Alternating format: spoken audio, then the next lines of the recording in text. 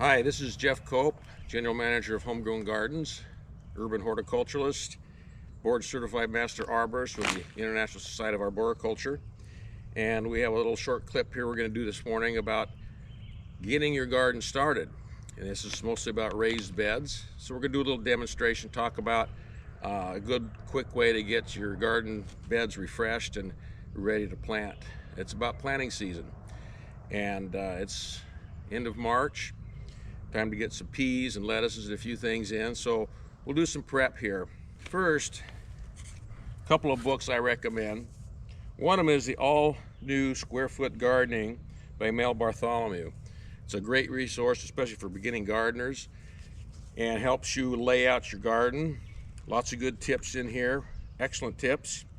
I like this book. He's an engineer and discovered this kind of gardening, and he's been teaching this since the 70s. So it's a great resource. I highly recommend it.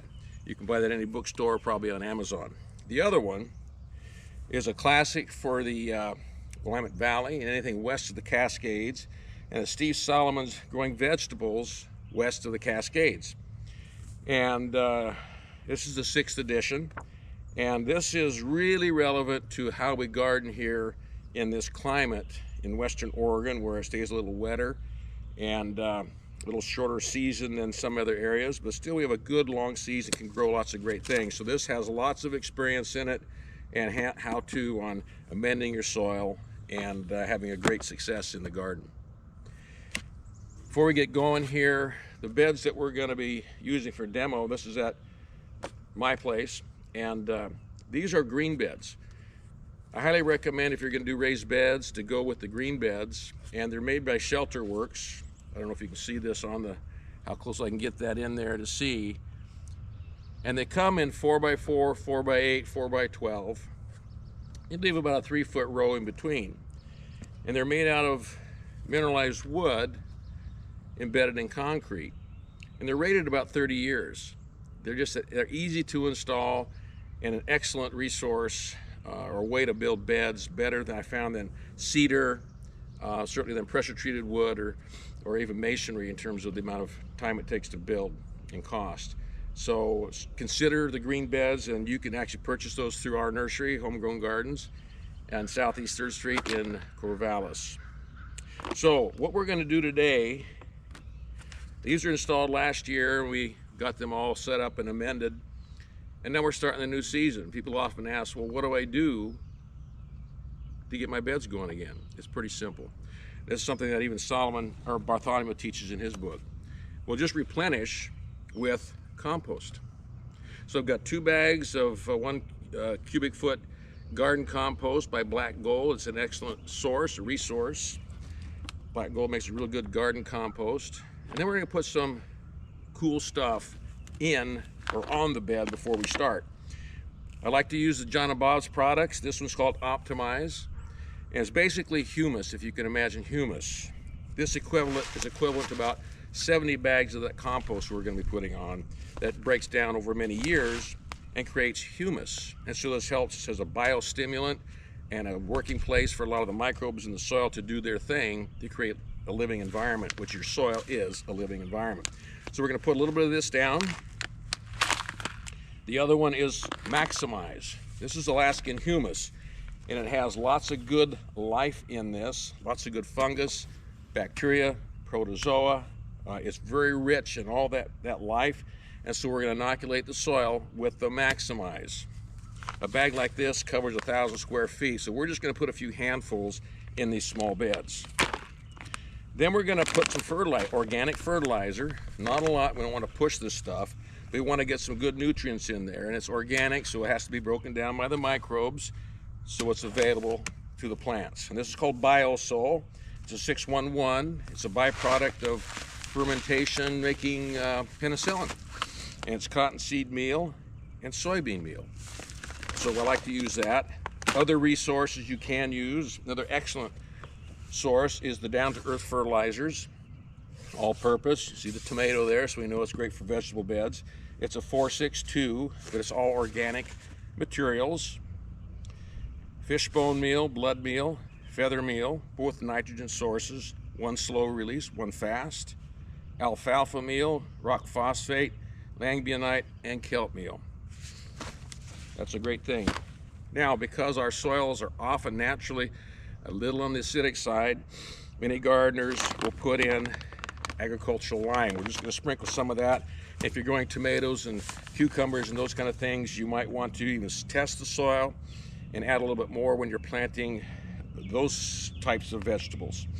But a little bit of this we'll put on the bed, and we're just going to kind of put it on in layers, and then I'm going to put the compost on and lightly mix it, or not. You don't have to mix it. Kind of a no-till method.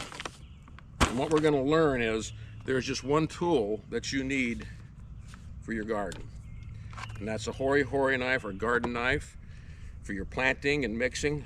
No more shovels, no more rakes. It's just a great way to go. That's all the tool you need for this kind of container or raised bed gardening. So keep that in mind.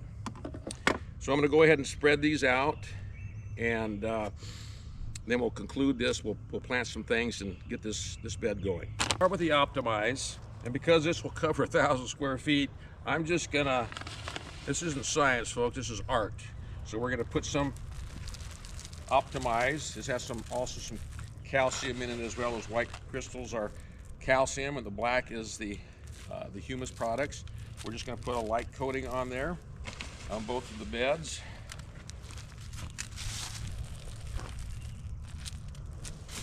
Move our vegetables out of the way here for a minute.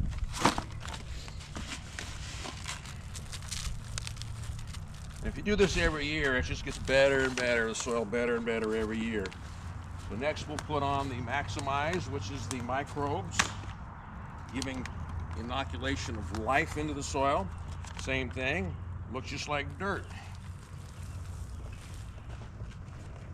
They've had this tested, and it's just rich in life. Just that simple.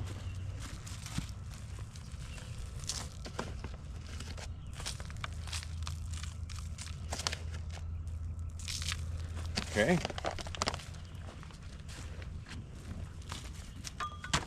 Now a little nutrition.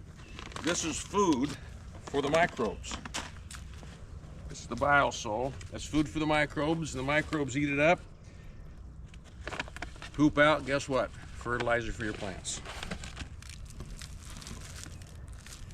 It's a fairly high nitrogen for an organic fertilizer, so we don't want to overdo it. We don't want to push our vegetables because they grow too fast and they're not going to give you the flavor and the characteristics you want with your vegetables. Keep that in mind, especially when you start growing tomatoes and such. We'll plant those much later in the season. Now we're going to put a little bit of lime out, not a lot. At some point I will test the soil and see how we're doing to know whether we need to be more aggressive. This is some dolomite lime, and it has calcium and magnesium in it. Some people put on magnesium for their tomatoes and such in a form of Epsom salts. This is dolomite lime. The lime is a little slower release than if you get just limestone or hydrated lime, but it's just something good to add in a light amount. And sometimes when you do plant your tomatoes and cucumbers and things, take a small handful, put it in the planting hole, just about like that each season. Okay, now we're going to put out the compost. This bag's a little wet.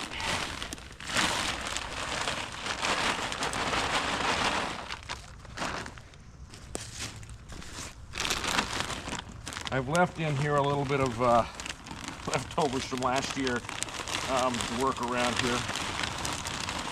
Normally I would clean everything out, but we're going to do a little bit of cilantro there. Cilantro looks happy. Huh? It looks happy. It's a happy cilantro, yep. Okay. Notice the tools I'm using. It's called by hand. Works great in these size beds. If you have a lot of beds, obviously you might want to get a rake and make it easier, or wear a glove.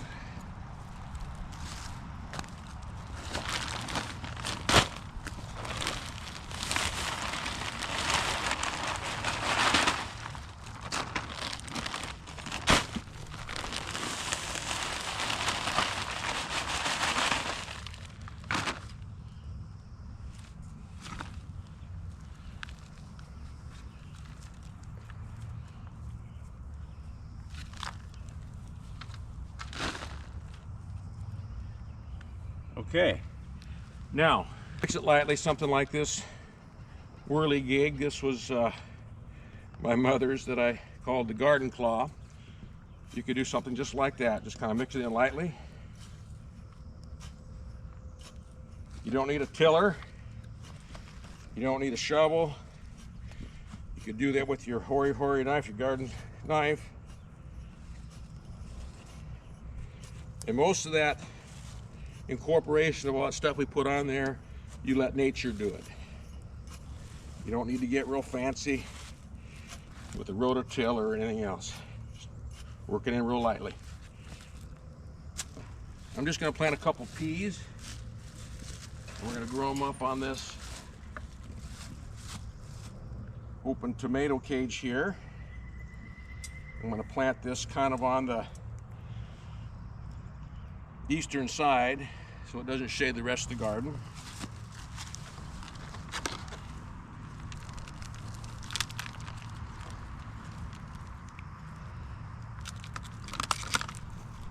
What's nice about this, that's how you dig with your hand. Use your soil knife if you want to. Just that simple. Firm the soil around, get the air pockets out. And then the last thing I would do is then, of course, water those in and settle the soil. And that activates all those great things we put into the soil. This is baby leaf mix lettuce. Great for still in the cool season to grow. So I'll just plant a few of these. Out it went. So it's just that simple. Now with the square foot gardening book that I mentioned, they'll tell you how many you can put in a square foot. And a lot of that is planted by seed. And if you want to save a lot of money, plant by seed. There is a great planting chart you can get at Homegrown Gardens, a handout that says what you start and when by seed, by starts, all through the year. So come out to the nursery, pick up that handout, and it'll help you as a great glance at resource of what to plant and when. And then the Bartholomew's book kind of tells you how many you can put in a square foot. I'm planting these about 4 inches apart, just as a demonstration here. Okay, again, it's just that simple. We'll water that in. We'll plant this up here next week. And that's it. That's all you need to do.